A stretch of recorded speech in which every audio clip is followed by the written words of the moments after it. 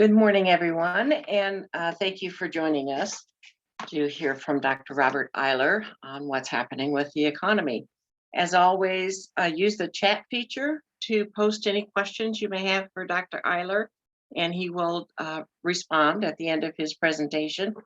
And the presentation, a recording of his presentation, as well as the PowerPoint presentation, will be available at the ChabenConcepts.com website. Thank you. Dr. Eiler? Thanks, Vicki, and thanks, folks, for coming this morning. So let me give you some updates about where we are. The latest data, which will be updated late next week on the American economy, look like this. This is the Great Recession to give you a contrast of the next stop, which is going to look at where we're at right now in terms of the recovery from the pandemic-induced recession. It took about 78 months to go from the number of workers in the United States at the aggregate level back to that same level after November 2007, once the Great Recession began. And this is what the cut and then recovery from the COVID-19 recession looks like in terms of the total number of people working in the United States. So as of March 2022, we're about 99% back to the pre-pandemic, as I measured as January 2020 level of workers. So the recovery of workers coming back to work has been very smooth, really, since about the beginning of 2021. One of the biggest questions that linger in the American economy is inflation. So economists have been doing a lot of what I call inflation watching now. We're for the last 13 or 14, and really for the last 25 or 30 years, inflation has not been that big of a deal for the American economy. But what these data are is they're measuring the monthly change on the annual percentage change to the broadest basket of goods and services and their prices that we measure as economists. This is called Personal Consumption Expenditures Price Index, but we use the core, which means we take food and energy prices out of that bundle of goods that households buy and look at everything else. So you can see the spike, and this is just through February. The March data are about to come out, but that spike has given everybody a lot of fright, because we have not seen price changes like this for some time. And you see, well, these data are from 2007 forward. Most of that period between 2007 and 2021 lingered below that blue dotted line, and that blue dotted line is where the Federal Reserve wants to see this price index. Those red dots, which I'm now going to shade, is the forecasted movement after this year. So the supposition is by the end of 2022, we will have faded a little closer to 4% annualized inflation, and then down more toward about 2.5%. But the idea is that we're going to have these relatively high prices lingering for some time, and I'll talk more about this when I talk about the quarterly forecasts and where we are there in just a minute. But in terms of what to watch, if policy changes in supply chains and hopefully some resolution in Eastern Europe come relatively soon, will we actually see prices falling and stabilizing? Will we see how the Federal Reserve reacts to all this and how quickly they raise rates, in the belief that a lot of the inflation pressure is really demand side driven? Monetary policy does not address the supply side of our economy very well, if at all. So if the Federal Reserve is acting very, very quickly, they believe that they actually have the power on the demand side of our economy to slow down inflation pressure. But the natural opportunity cost of that, which I'll come back to in a little bit, is a downturn in the growth forecast. Will wages continue to rise and put pressure on prices to remain relatively high, because employers are now facing another reason to see a higher cost of doing business? And how much higher will housing prices go? Housing happens to be one of the big components of any consumer price index you hear about. So this one happens to be a little bit different than the CPI and a little bit broader based. But both the CPI, or the Consumer Price Index, and the Personal Consumption Expenditures Price Index have housing as a relatively large component. So as we've seen housing prices rise relatively quickly, that's put a lot of pressure on our inflation rates to rise. So the one thing about policymakers is, can we really decompose those demand from supply side effects? If we can't do that well, it's tough to assign policy tools to try to turn that corner toward those red dots, because some of that could be supply driven. There's a lot of debate in economic circles about whether or not it's demand or supply that's been driving inflation. Well, consumers are going to get tired of inflation relatively quickly. And in fact, there's a really strong correlation between inflation expectations and consumer sentiment. So the University of Michigan does a very famous survey every month where they basically ask people if they think the economy is getting better or worse. And you can see how wild consumer thoughts are on this and how choppy these monthly data are. But if you use a 6-month moving average, it gives you a little bit more of a trend. And that's that red line going through that black line. But you can see that both of them on the far right-hand side, which I'm now going to shade, are turning down. A lot of that downturn is not because there's problems in jobs markets. It's not because there's problems, generally speaking, in economic recovery. It's because of inflation pressure, and consumers do not like inflation. So if we do see some subsiding of inflation, that should pick up consumer confidence, which then will lead businesses to seeing maybe a little bit better tomorrow with respect to consumer demand. So one of the things that economists are concerned about, and the reason why we address inflation, is because if consumers start to pull back from how many goods and services they're buying, businesses will become more pessimistic about the future and will stop hiring and making as much investment. And then that starts to slow the economy down. So inflation, when it rises, is kind of a tricky balancing act, because if you let too much inflation take place, businesses don't like that. If you let too little inflation take place, businesses don't like that either. So it's really this fine line for policymakers. And that's why we saw in the last graph that idea of having that 2%. Most economists believe we need to be around that to give businesses what they need and reduce the pressure on consumers in terms of rising prices. Right now, we're in kind of an anomalous time. So with that said, here's a kind of a fun graph to think about how policymakers are thinking on a regular basis. So every quarter, the Federal Reserve publishes a straw poll of policymakers that sit on the Federal Reserve's committee that makes decisions about interest rates and says, hey, where do you think interest rates are going over the next few years, and maybe in what kind of in a hand wavy way? It's called the longer run, and nobody really knows how long that really is. But the idea is that what we're trying to do is get a straw poll and just sort of say, where do you think things are going, regardless of what the actual policies will be. So one thing you can see is in 2021, all the dots, the entire committee basically said, we're not changing rates in 2021. And that's exactly what happened. But now in 2022, you can see a serious liftoff from that bottom piece. And so when you're hearing in the news about the Federal Reserve increasing interest rates quickly, this is a reflection of that opinion. But here's the other deal. This is as of March 2022. So just about 6 weeks ago, this came out. This is where the Federal Reserve was 6 months ago, or right about 7 months ago now, where that box is where all the dots lived in September 2021, thinking about 2022 and going forward is that black arrow moving up. So 2022 and 2023 are much more aggressive in rising rates than we saw just 6 months previous. And so there's been a real change in the way we think about interest rates and trying to suppress inflation. And we'll see, in fact, if the Federal Reserve becomes this aggressive. Right now, there's a lot of rhetoric out there that they're going to be very aggressive over the next few meetings of this committee in increasing rates. And our equity markets and our housing markets and our longer term interest rates are all starting to react to this to a certain extent. So policymakers now, as they keep talking about it, are somewhat there's some trickery around how credible they become if they don't follow a path that they're basically saying is going to happen. We will watch very closely for this. This is the quarterly forecast as of February 2022. And so the new data are going to come out in about 3 weeks, because the survey that this is based on is 40 forecasters. These folks, all they do is look at the US economy every day of the week. The Philadelphia Federal Reserve does this survey. They're doing that survey right now. So in 3 weeks, the new data will come out. But what I want to show you quickly is don't worry about the quarterly data, which is what I just shaded. These are the quarterly forecasts that are as of the first quarter of 2022. And you can see some differences from the previous forecast, which is the unshaded area to the left. But that's actually not maybe as intriguing as the annual forecast. So that first annual block that starts at 3.7 is the February 2022 consensus forecast about what the growth rate of the American economy will be in terms of income after inflation. So we think about this as what we call real GDP growth. But what that really means is that if you take inflation out of the income earned in our economy that stays domestic from production of goods and services, 3.7% is the February 2022 estimate for the year end.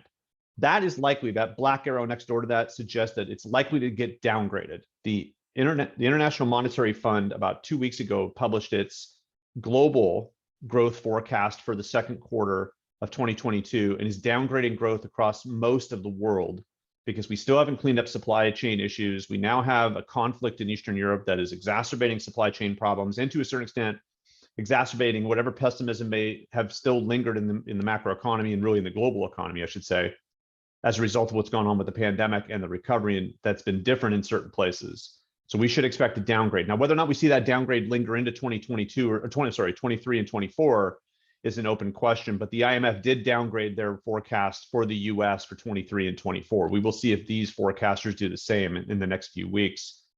The unemployment rate there's really not much of a change. Even if you think about other forecasters that have already put out their estimates and maybe some of the changes, labor markets look like they're still going to do relatively well in the American economy over the next few years, regardless of what's been going on and maybe some of the slowdown in the recovery momentum. But a very key caveat, though, is something to keep in the back of your mind. If we have low unemployment rates, it could be because folks that would have been unemployed otherwise have now removed themselves from the labor force, and that allows the unemployment rate to drift down more quickly. So when you really break down what's going on in the American economy with respect to labor, one of the things is we have a lower number of people who are available for work or working, what we call the labor force. So a smaller percentage of a smaller number is a little bit easier to achieve if you don't have if you're missing maybe 1 million or 2 million people from where you were before the pandemic. So watch for that discussion about labor force participation rates, the aging of the workforce, the potential return of an older workforce or a different workforce as people come back into the fold. We will see. This inflation forecast is about 2.5 months old. So one of the things about that is we should expect this forecast to also pick up, and it's slowly evolving on a monthly basis. This is the quarterly data. So we will see how that picks up. A 3.1% was February 2022's estimate of where we'd be by year end. That's likely to be closer to 4 now and may actually drift a little bit above 4 over the next few weeks.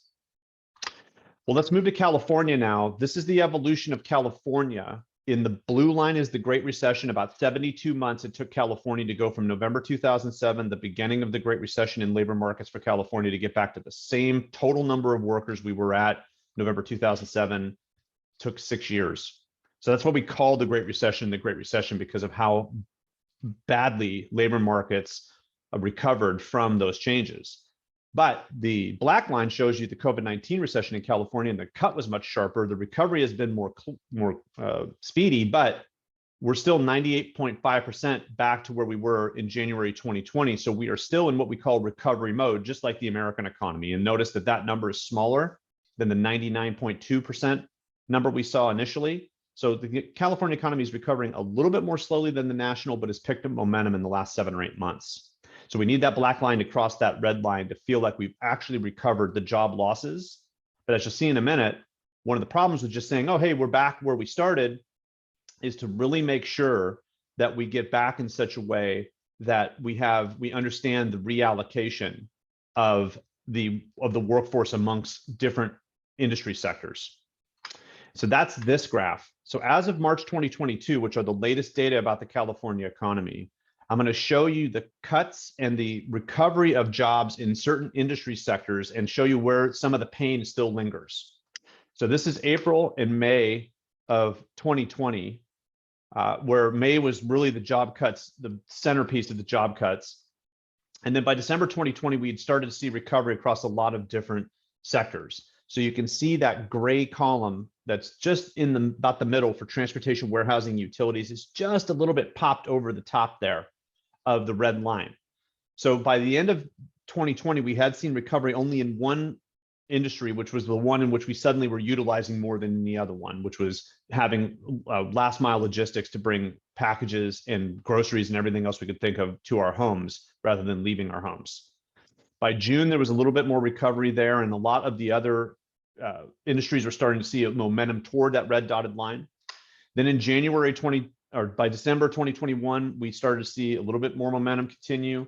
January 22, February 22, and March 2022, we actually started to see a couple pop over the red line, but not by much. So one of the things to understand about the California economy is that while we have seen jobs come back, there are still a bunch of industries that have the total number of people working in them below where we were before the recession began.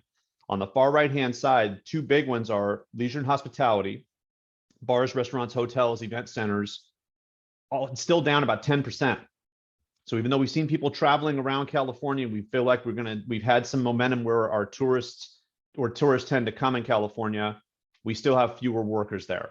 And other services is a big mix, I should say, of industries like hair salons, nail salons, fitness centers, still down about a little over 8%. So while logistics, transportation, warehousing, utilities have gone up almost 14%, what economists are starting to think is that we've had a reallocation of people that have worked in leisure and hospitality and other services industries before the recession are now seeking and trying to find jobs in that transportation and warehousing sector. So that changes the way in which we hire, the number of people available for work as those employers in leisure and hospitality and other services start to pick up momentum. Where are we going to find workers? So one of the things to watch in California, regardless of where you are in California, is what is happening to the local workforce and how has there been changes in the way that people are living and working in your area and what that means for the demand for goods and services in your area. Because, for example, if you live in an urban portion of California and folks have started to come back to our sort of central business district offices, are they coming back 60% of the time, 75% of the time? And if it's more like 60 or 75% and not closer to 100%, there's a bunch of jobs that somewhat rely on those inbound commuters every day in our urban areas in California that if that demand does not come back, their job is unlikely to come back. And so that's a kind of a workforce development game we're going to be playing in California and really throughout the United States. But California is kind of a centerpiece of that idea over the next couple of years. Housing's a big deal. And in terms of two major items is one, we have seen sort of counterintuitive changes in housing markets as a result of recession. And you can see here that California from March 2021 to March 2022 saw its median home price. We have an estimate right now of growth of about 22%.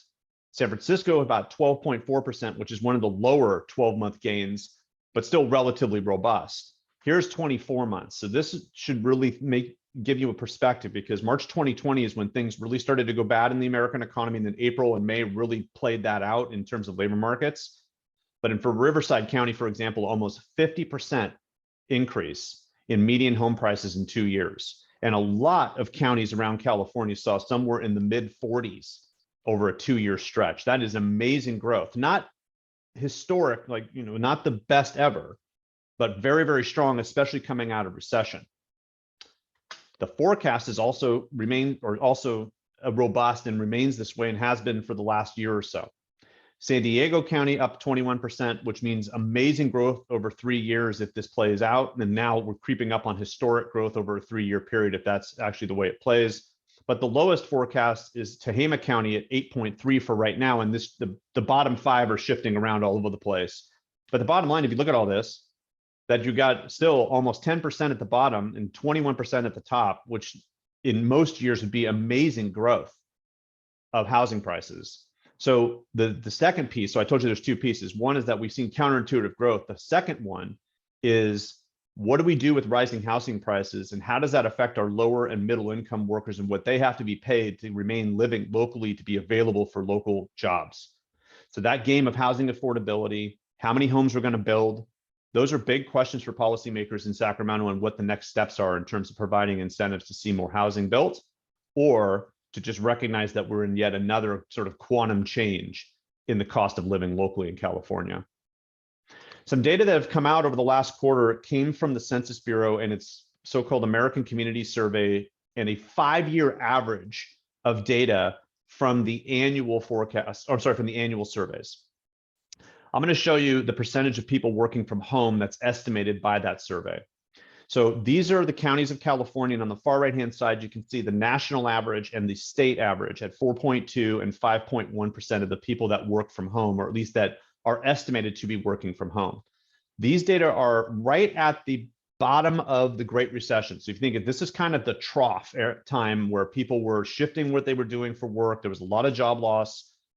But you still can see that, there's an actual pretty decent amount of people that are working from home, regardless of what they're doing. So take that snapshot in your mind. And now what we're going to do is we're going to move ahead almost 10 years. And this is the change in the number of people working from home. So these data generally do not change very easily or very often. And what's happened is that we've added the 2020 year where suddenly people were working from home generally, and how that changed a 5-year average. So the growth over 10 years was relatively slow until 2020, and then it really popped. So if you look at places like Alpine County, where it's a remote county and a lot of people there work from home who have a job, you got about 34% is the estimated number of people that are working from home in Alpine County, but that's kind of an outlier. The other ones, which are a mix of suburban, urban, quasi-rural in some cases, have crept up, in some cases almost doubled the number of people working from home. So the reason I show this is because it's just one additional year, but it's data to watch in terms of how we're estimating the way people are working from home and if they actually stay working at home. That's connected back to the ideas of how we're going to come back to our, let's say, larger suburban, urban areas, and how job opportunities in those areas may shift and how economic development may shift if those workers don't come back. And what do we do with relatively fallow commercial space, with a bunch of businesses that are not going to have the same level of demand as they had pre-pandemic, because maybe those offices are not going to be filled at the same capacity. And we also may not see as much travel. So work from home is sort of a sub issue here. But if we see people who have left the urban area and don't have any intention to come back, and their employer does not intend to bring them back, the bad thing about that is our urban areas may suffer into the next few years or beyond. But for some of our larger suburban and even some of our rural areas, this kind of shifts the nature of what people do for work in your local area. It changes some of the demand for our local downtowns. So there's a lot of economic development challenges, but there's also some opportunities depending on where people are working from home and where you are in California's landscape. Okay, so thinking forward. We are now in a time where we have a lot of geopolitics, not necessarily out of the blue, but certainly, much worse than we expected with what's going on in Eastern Europe. And that's changing the way we're thinking about fiscal policy, the momentum of economic recovery and expansion. And in the United States, really just thinking about whether or not that is going to provide more pessimism against what otherwise would be relatively strong recovery. We're watching what happens with the Federal Reserve over the next couple of years, with the idea that they need to do something with respect to interest rates and get us back closer to where we were pre-pandemic, but how aggressive they are might tip over equity and lending markets and then bleed over into housing markets. But if we look at what's going on with housing markets, there's really not what an economist would consider to be a bubble getting ready to burst, but we have to expect prices are going to slow down. The data I just showed you are really driven by two major items. Is one, you have relatively high rents that for folks that can afford to buy a home, low interest rates really gave them the final incentive to make that move, especially if they did not have to stay renting in an urban area because of the nature of their job. So that really shifted housing prices all over the place in California and really throughout the United States. But the bubble is when you have a bunch of fallow supply sitting around, and what we've just basically demanded beyond the ability of supply and demand to support that price. We don't think that's happened, but the trick there is because we haven't built enough homes. We have to watch how developers attack that problem, and if they're willing to take the risk of building more homes at a time when demand may be sagging anyway, because people are now kind of, in a sense, fatigued by what's been happening with housing prices. We've been watching what's happening with quitting and migration, and so we've seen a lot of population shifting throughout California. We're going to continue to watch how people come back to work and also how they come back to the office, especially in the urban portions of California and really throughout the United States for the next few years. In terms of travel, if we think about leisure and hospitality jobs as coming back, we need travelers to come back. So that's a big story going forward also, is how our travel season this year may or may not clean up some of those lost jobs. But watch, especially if your local area is a place that receives a lot of summer travelers, how much you see as people moving around and spending will then lead to more hiring. But a lot of businesses may have made adjustments in the sense that they are now in a model where they can do okay with fewer workers. So that's a big workforce and economic development question going forward through the rest of this decade, certainly for the next few years, is what do we do with low to middle income workers and those types of jobs that are normally easy entry for folks that are just getting into the workforce? So our high school graduates are going to be a little bit more challenged coming out of high school over the next couple of years to find jobs immediately if some of those jobs are not coming back that we saw lost, especially in leisure and hospitality and other services. So folks, that's what I have. Thank you so much for coming today. I know we have at least one or two questions. Vicki, we have a question in the chat, is what communities, if any, are in danger of a housing bubble bursting? And so Leslie, this is what I just addressed. There's really nothing out there that suggests that there's a bubble ready to burst, but we have to expect prices are going to come down a little bit. The key, again, to the bubble bursting is that we have outpaced the fundamental value of the local market. And what basically has happened is that we've seen population shifting and people moving from rental to home purchase, that as long as we don't have a large number of units suddenly jumping onto inventory, new or existing, we should not have a real burst of prices. But we have to expect that we're going to probably have at least 1 or 2 years over the next 3 or 4 where we don't have much growth at all, or potentially a little bit of give back from the gains we've seen over the last 2.5 years. Lauren has her hand up. Lauren, I just unmuted you if you want to go ahead.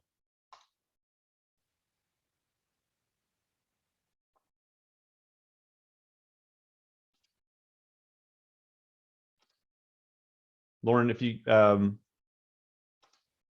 unmute yourself, you're more than welcome to ask your question. Audrey, go ahead if you can unmute. I didn't have a question. I'm sorry. Oh, okay. No worries. Yeah, great presentation. That was really valuable information. Thanks, Julian. Thanks, Audrey. I appreciate it. We have a question from Renee. Any recommendations for local or regional housing policy in the current crucible of high rent, high purchase prices for lower income folks? The answer is there is no real easy silver bullet solution, if you want to put it that way. The situation is that we have to get at least a little bit more housing choice. We have to make sure we work with developers and don't just expect them to just come in and solve the problem. They need to have incentives to come in and build in an environment that might have some risk in it. And cities and counties need to be ahead of that if they want housing to be built. We're seeing a lot of multifamily projects permitted and go online, but whether or not people want to live in multifamily versus single family is another big question going forward. And there's been a lot of shifts in opinion on that in housing circles. But the best thing to do, this is my basic recommendation, is that developers, local municipalities, and financing have all got to sit down and say, what are we really trying to achieve here? And how do we get this done for the betterment of the local communities? It's tough to get all three of those to the table to make that discussion happen, unfortunately. Rob, I have a question. Yes. Early in the presentation, you indicated that we're about 99% back to pre-pandemic levels. Could we expect with the inflation to cause any sort of impact to that, or Yes. backsliding? Yeah, in two ways that makes for a real nasty riddle to solve for policymakers. So on the one side, as inflation rises, if wages are rising in kind, that might say to somebody who's not come back into the workforce that, wow, okay, now wages have gone up enough to actually draw me back in, especially if inflation is outpacing what I'm getting as income from other sources. So I might now suddenly take a job that's offered that I wouldn't have taken 6 months ago because the wage has gone up and now I need to take that job just to keep pace with inflation. So what that can do is it can bring people back into the workforce and increase the unemployment rate and, in a sense, slow down that jobs momentum, because you've got this sort of this movement of people that are now looking for jobs at higher wages or coming back into the workforce and are a little bit more, add a little bit more to the level of people that are not employed. But at the end of the day, if businesses are still willing to hire, we should see that line creep over the red line. Vicki, the real key is the mix of people working and where they work, because if those jobs are not coming back in, let's say, easy entry, of like, let's say, low skilled jobs that almost anybody can qualify for, that's a big chunk of the market that leaves our lower and middle income workers out of a job, maybe for a longer time than socially we want. And so that's the critical factor. And that's why I show those graphs, because it's a really nice graph to talk about where we are, but we have to be thinking about the reallocation of workers and the economic and workforce development challenges those pose. Great. Thank you. Lauren, if you can hear me, email me at that email at eiler@econforensics.com. If I couldn't quite unmute you, I apologize for that, but email me your question and I'll take care of you on the side. All right, thank you, Dr. Eiler, and we will be sending out a recording of this presentation to all those who have registered in case you didn't get signed in right at 8 o'clock, and I apologize for that.